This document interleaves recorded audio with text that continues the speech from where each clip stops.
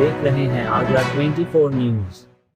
कस्बा खेरागढ़ में भारतीय जनता पार्टी जिला आगरा द्वारा खेरागढ़ विधानसभा का सक्रिय सदस्य सम्मेलन राघव मैरिज होम खेरागढ़ पर आयोजित किया गया।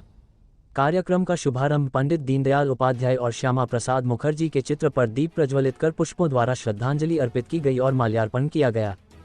सम्मेलन के मुख्य वक्ता भाजपा क्षेत्रीय उपाध्यक्ष ब्रज क्षेत्र अवधेश रावत, पूर्व जिलाध्यक्ष फिरोजाबाद भाजपा वृंदावन लाल गुप्ता एवं खेरागढ़ विधानसभा के विधायक भगवान सिंह कुशवाहा ने 3 सत्रों में सम्मेलन को संबोधित किया। वक्ताओं ने कहा कि भाजपा की वर्ष 1980 में स्थापना हुई। आज 45 साल बाद पार्टी केंद्र के अलावा 20 से अधिक में सरकार चला रही है। प्रधानमंत्री नरेंद्र मोदी व गृहमंत्री अमित शाह की जोड़ी ने भारत को शिखर पर पहुंचाया है। उन्होंने कहा कि भाजपा सभी वर्ग के लोगों की पार्टी है। पार्टी में सभी वर्ग के लोगों को सम्मान मिला है। अन्य दलों में परिवारवाद व जातिवाद की राजनीति होती है। क्षेत्रीय विधायक भगवान सिंह कुशवाहा ने कहा कि कभी 2 सांसदों की पार्टी रही भाजपा प्रधानमंत्री नरेंद्र मोदी के नेतृत्व में आज तीसरी बार केंद्र में सरकार चला रही है। उन्होंने कांग्रेस पार्टी को आड़े हाथों लेते हुए कहा कि आज राहुल गांधी हाथों में संविधान लेकर घूम रहे हैं और संविधान बचाओ की दुहाई दे रहे हैं, जबकि आज़ादी के बाद से देश में सबसे ज़्यादा राष्ट्रपति शासन कांग्रेस के शासनकाल में लगा। देश में इमरजेंसी कांग्रेस ने लगाए।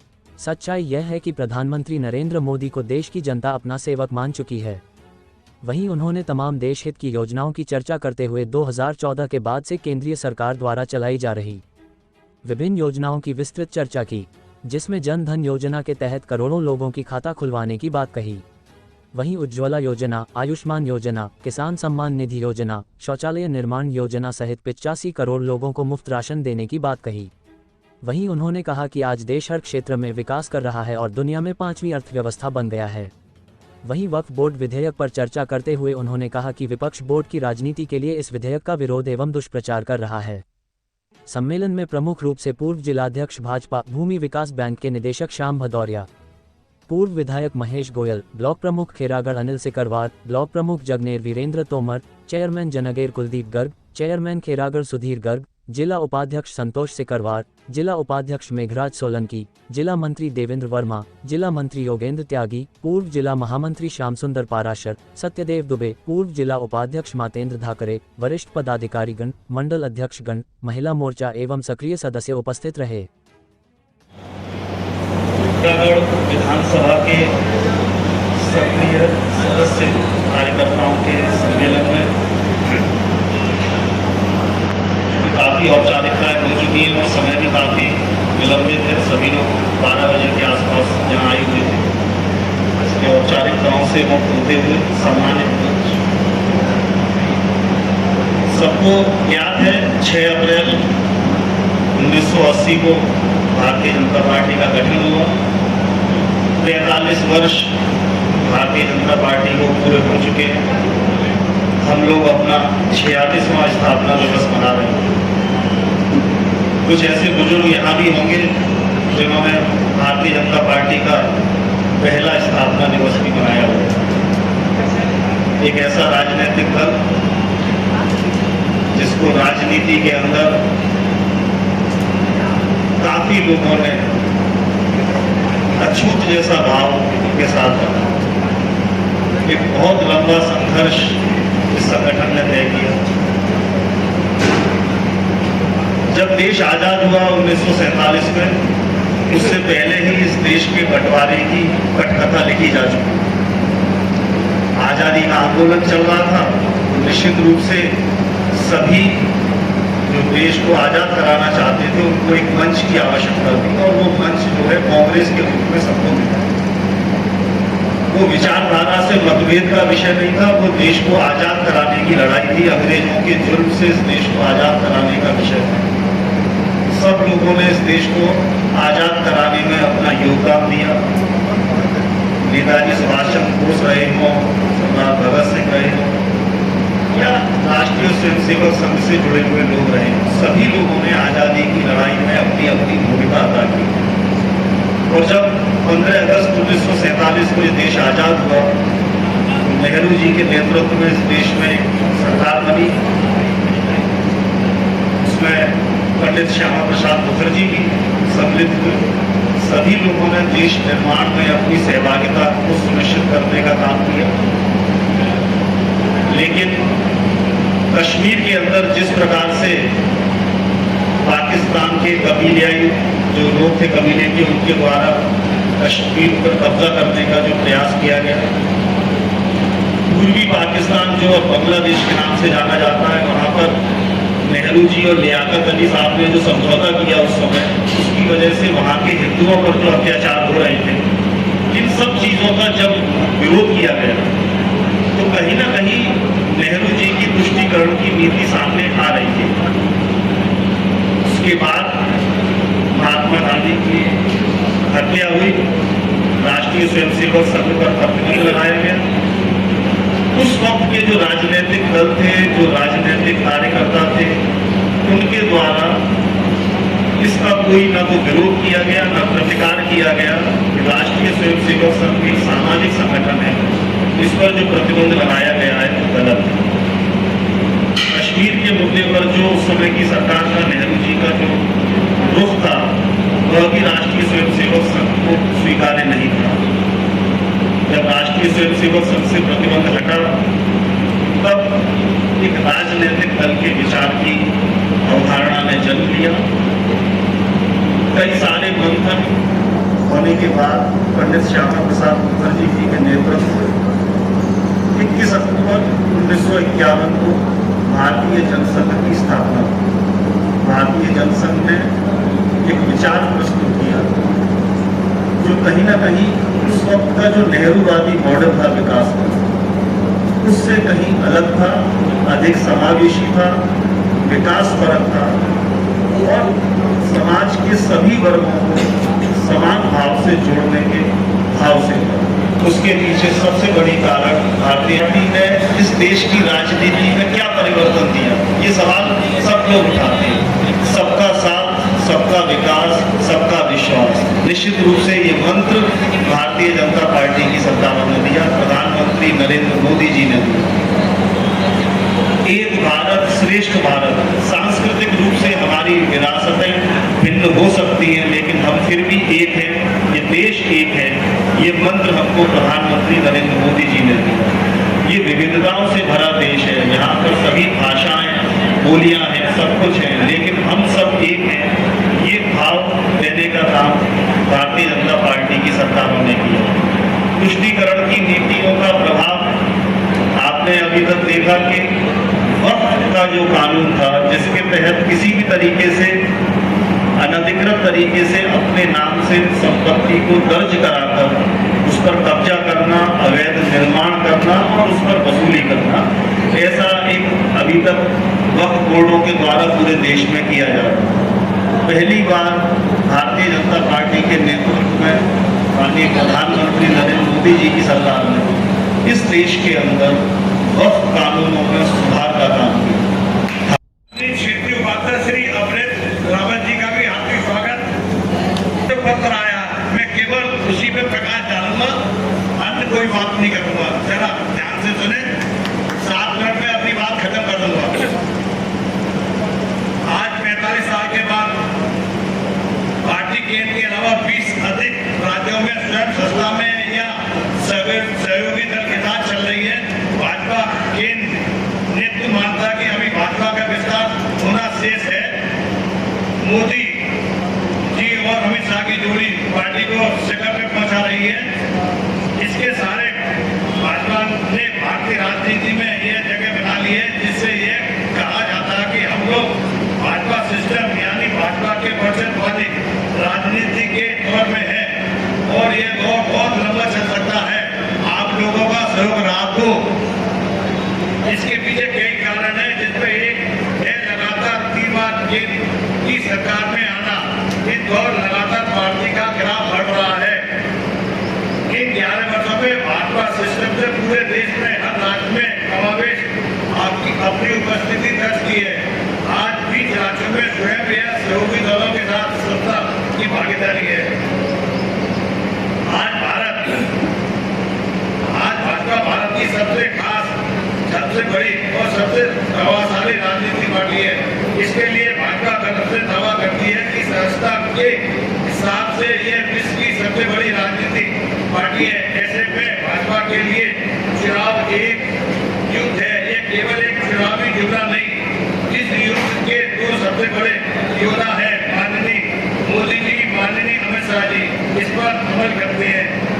प्रधानमंत्री मोदी के नेतृत्व में केवल हिंदुत्व के भरोसे न रहकर उम्मीदवारों का चयन समय, जाति, उपजाति, सामाजिक संरचना और निर्वाचन क्षेत्र की दूसरी बालिकाओं का घेर से गौर करके रणनीति तैयार करती है।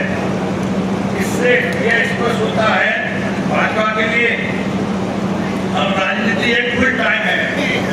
जैसे पार्टी आपको हमेशा लगाती रहती है, आप कोई ना कोई काम ऊपर से आता है, हमको सारे कोई ना करते हैं, इसलिए उन्होंने उसका देते आप फुल टाइम क्यों। सब्जी ले भी जाते हो तो कोई क्या करता, कहता है कि खाने जाना है, चलो भैया सब्जी वहां पर पहुंचेगी। घरवाली कह रही है सब्जी कहाँ के आ रहा हूँ, फुल टाइम जॉब है, कोई परवाह नहीं करेगी। इससे स्पष्ट है कि भाजपा के लिए अब राजनीति एक फुल टाइम जॉब है, क्योंकि अगर आप चुनाव से 6 महीने पहले लोगों के पास जाएंगे तो आप चुनाव नहीं जीत सकते। अगर आप चुनाव जीतना है तो लगातार काम पर बना रहना पड़ेगा। ये भाजपा का मूल मंत्र बन चुका है। उपलब्धियों को बताने का था। साथियों, सरकार की जितनी उपलब्धियां हैं शायद गिनाने बैठेंगे हम लोग तो दूसरा विश्व निकल आएगा, लेकिन पूरी गिनतियां पूरी नहीं हो पाएंगी, इसलिए शॉर्ट में बात करनी है। साथियों, सर्वप्रथम परम सत्य दीनदयाल उपाध्याय जो सपना था भारत सत्य भारत बने, मजबूत भारत बने, विकसित भारत बने, उस सपने को पूरा करने के लिए श्रद्धेय अटल बिहारी वाजपेयी और सम्मानीय लाल कृष्ण आडवाणी जी ने 6 अप्रैल 1980 को भारतीय जनता पार्टी की स्थापना की। साथियों, तब से लेकर के आज तक भारतीय जनता पार्टी आप जैसे दिव्य कार्यकर्ताओं के साथ आपके सबके सहयोग से यहां तक पहुंची है। उनका सपना था भारत देश मजबूत बने, महिला सशक्तिकरण हो, भारत विकसित देशों की श्रेणी में आए। ये सपना लेकर के वो स्वर्ण दिन आज इतिहास में लिखा जाएगा। 26 मई 2014 का दिन, जिस दिन हमारे यशस्वी प्रधानमंत्री नरेंद्र मोदी जी ने इस भारत देश में प्रधानमंत्री रूप में पहली बार शपथ लेने का काम किया था, वो हमारे लिए स्वर्ण दिन था। उस दिन से लेकर के आज तक जो हमारे सपने थे उनको पूरा करने का काम देर रात मेहनत करके अपने यशस्वी प्रधानमंत्री जी, उत्तर प्रदेश के यशस्वी मुख्यमंत्री जी ने पूरा सपना करने का काम किया है। साथियों, चाहे गरीब हो, महिला हो, किसान हो, युवा हो, माननीय हमारे यशस्वी प्रधानमंत्री जी ने कहा था कि मेरी कोई जातियां नहीं होती है, 4 जातियां हैं, गरीब, महिला, किसान, युवा। उनके लिए सबका साथ, सबका विकास, सबका विश्वास, सबका प्रयास के मंत्र के साथ उनको आगे बढ़ाने का काम करना, पूरा करने का काम करना चाहिए। साथियों, यही नहीं, सपना था हमारा 500 साल तक हम लोग तपस्या करते रहे थे, तो भगवान श्री राम का मंदिर बने। साथियों, वो सपना हमारा 22 जनवरी 2024 को अपने यशस्वी प्रधानमंत्री नरेंद्र मोदी जी के द्वारा पूरा करने का काम अयोध्या में मंदिर बना करके करने का काम किया था। लेकिन साथियों, दूसरा एक महत्वपूर्ण काम महर्षि कश्यप की तपोभूमि जम्मू कश्मीर, उसमें आतंकवाद से हमेशा घिरा रहा, अलगाव से घिरा रहा, लेकिन धारा 370 खत्म करके यशस्वी प्रधानमंत्री ने उसको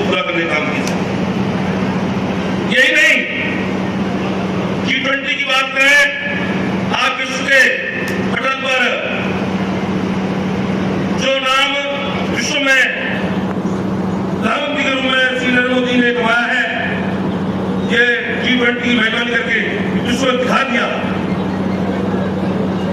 साथियों, बात करें उपलब्धियों की, मैं ज्यादा उपलब्धि नहीं रहूंगा। शुरुआत में जब पहली बार सरकार बनी, अपने प्रधानमंत्री जी ने स्वच्छता अभियान के तहत उन्होंने देखा था कि हमारी माता बहनें, आपने देखा होगा अक्सर करके रेलवे लाइन के किनारे या खेतों में वे सोचती थी दिनचर्या पूरी करने के लिए कब अंधेरा हो जाए, कब मैं बाहर निकलूं। लेकिन साथियों, सबसे पहले शुरुआत स्वच्छता अभियान के तहत पूरे भारत देश के अंदर 9 करोड़ लगभग शौचालय बनाने का काम मोदी ने किया था।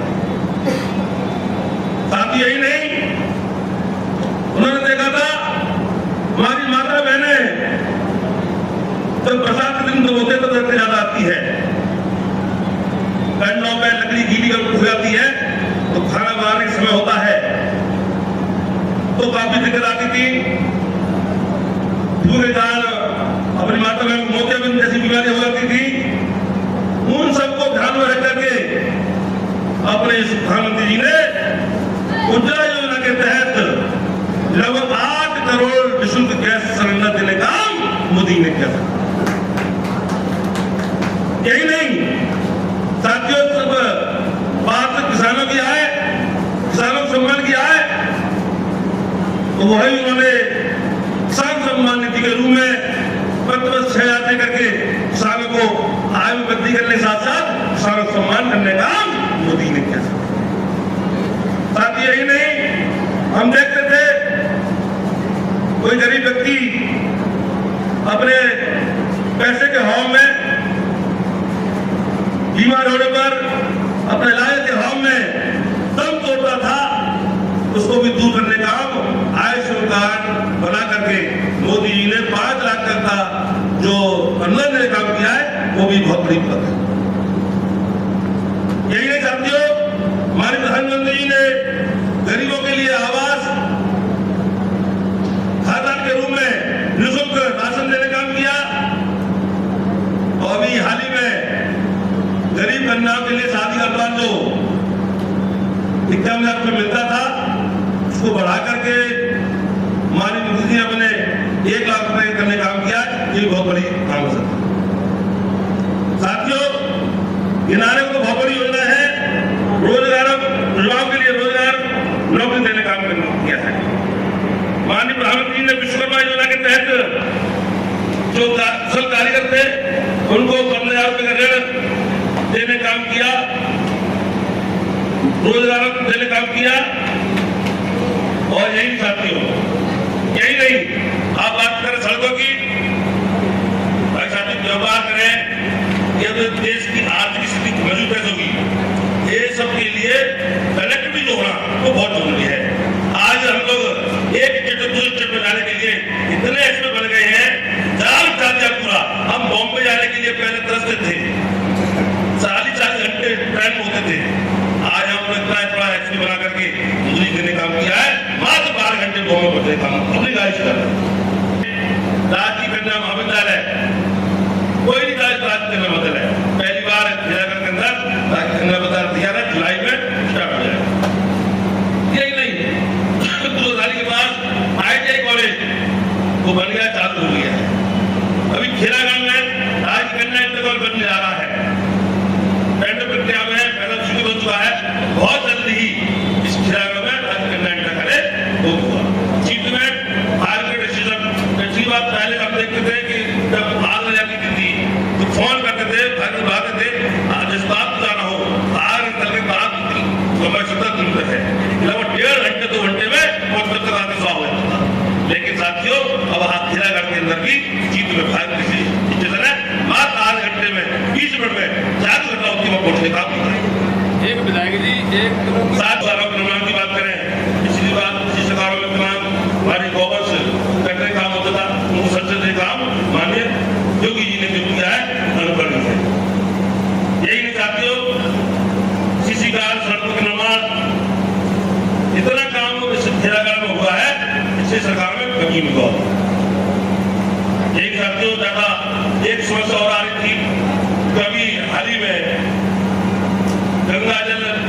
जो प्रोजेक्ट है अपना 4,000 करोड़ रुपए का इस खेरागढ़ में दिल्ली में आया है, बहुत जल्दी उस समस्या पानी की कमी समस्या भी पिछले अखबार में सभा में आपने देखा कि भगवान न बुझा सके पानी की प्यास, क्योंकि ये बात सत्य है कि खेरागढ़ की पूरे आर जिले में पानी की बहुत गंभीर समस्या है। खारा पानी होने के कारण आपको भी यहाँ छोड़ कर आ गया था, तो निश्चित है उसमें हम लोग पहले काफी काम कर चुके हैं। पिछली सरकार में टीडीएस की योजना आई थी तो हमने सैकड़ों टंकियां पूरे खेरागढ़ में टीडीएस की टंकी लगा करके लिफ्ट करके पानी को पहुंचाने का काम किया था, लेकिन उसमें अभी काफी संख्या खराब पड़ी है। उसका सारा मैंने 212 पॉइंट जो टंकियों के थे वो सर्वे करा लिया है। बहुत जल्दी इनको जीर्णोद्धार होकर के वो भी चालू है, जब तक गंगा जल आए तब तक उनको हम लोग काम करा सके। सबके साथ गिनतियां बहुत है, काम बहुत है, समय काफी हो गया आप लोगों को। मैं आपका पुनः हृदय से धन्यवाद आभार प्रकट करते हुए साथ साथ हमारे छत्तीसगढ़ का आभार प्रकट करते हुए अपनी बात को सौंप करता हूँ। जय जगत जय श्री राम। अभिनंदन और वंदन करता हूँ कि इस टॉपिक में भारतीय जनता पार्टी को चरम पर पहुंचाने के लिए निरंतर लगे रहते हैं, लगे और आज भी इस ऑफिस में बैठे। मैं बस इतना कहना चाहता हूँ, कश्मीर से लेकर कन्याकुमारी तक इस भारतीय जनता पार्टी के सफर की शुरुआत कहाँ से करूँ मुझे समझ में नहीं आई। और एक बात मुझे ध्यान में आता है कि जब हम लोग 6 अप्रैल को हमने भाजपा रत्न का एक भाजपा रत्न की उपाधिकृत पंडित श्याम सुंदर शर्मा एडवोकेट को जब भाजपा रत्न आगरा से नवाजा तो उनकी आंखें नम हो गई, गीली हो गई। कहने लगे मेरी पार्टी मेरी कितनी चिंता करती है। वो लोग संसद के ट्रेन में दीपक लेके निकले थे, उस दीपक में विद्रोह ही नहीं था, उसमें तेल नहीं था, उसमें कार्यकर्ताओं का खून और पसीने से वो दीप जला और वो दीप की जो साधना का दीपक को जला वो अखंड ज्योति के रूप में आज नरेंद्र मोदी के रूप में पूरी दुनिया को प्रकाशमान कर रहे हैं। उसका जीवा जागता परिणाम हमारा इलाहाबाद का संगम प्रयागराज का कुंभ, एक सन्यासी ने 66 करोड़ भारतीयों को दुनिया के लोगों को लाकर संगम करा दिया। यही भारतीय जनता पार्टी का प्रभाव दुनिया में बहुत बड़ा प्रभाव आज खड़ा हो रहा है और उसके पीछे अखंड साधना है। मैंने आपको बता दी, आज पूरी दुनिया जय जयकार कर रही है, समय है ऐसा। मगर ये जय जयकार जिस दिन से पार्टी 14 से सत्ता में आई है निरंतर काम कर रही है। चाहे अमित शाह जी की यात्रा को आप देख रहे हैं, चाहे नरेंद्र मोदी जी की यात्रा, लाखों किलोमीटर हवाई यात्रा करके पार्टी चल रही है। अनिवार्य आप जैसे लोग निरंतर काम कर रहे हैं, काम की आवश्यकता है। मैं जानता हूँ कभी कभी कार्यकर्ताओं का काम नहीं होता। जब मैं अध्यक्षता तो मैं कहता था इस बात को कि उन लोगों को लगता है कि अभी भैया की सरकार आ सकती है, हमारी बहन जी की सरकार आ सकती है, इसलिए भारतीय जनता पार्टी के कार्यकर्ता का अपमान करो।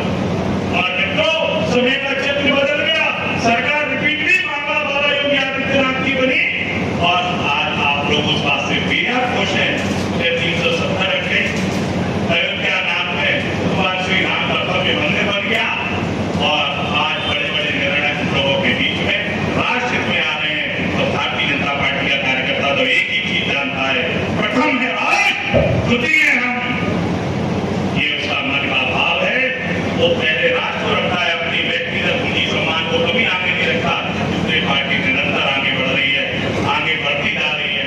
आप लोगों को मैं क्योंकि 5 मिनट ठीक हो गया, मैं कुछ ना ये कहना चाहता हूँ, अध्यक्ष का परिवर्तन हो गया है। हमारे नवनिर्वाचित अध्यक्ष आदरणीय प्रशांत मौर्य बन गए और अब आप लोगों ने मेरे टाइम में जब मैं 16 में अध्यक्ष बना था तो मैंने आप लोगों से कहा था कि दोनों हाथ आप मेरी पीठ पर रख देना, मैं कोर्ट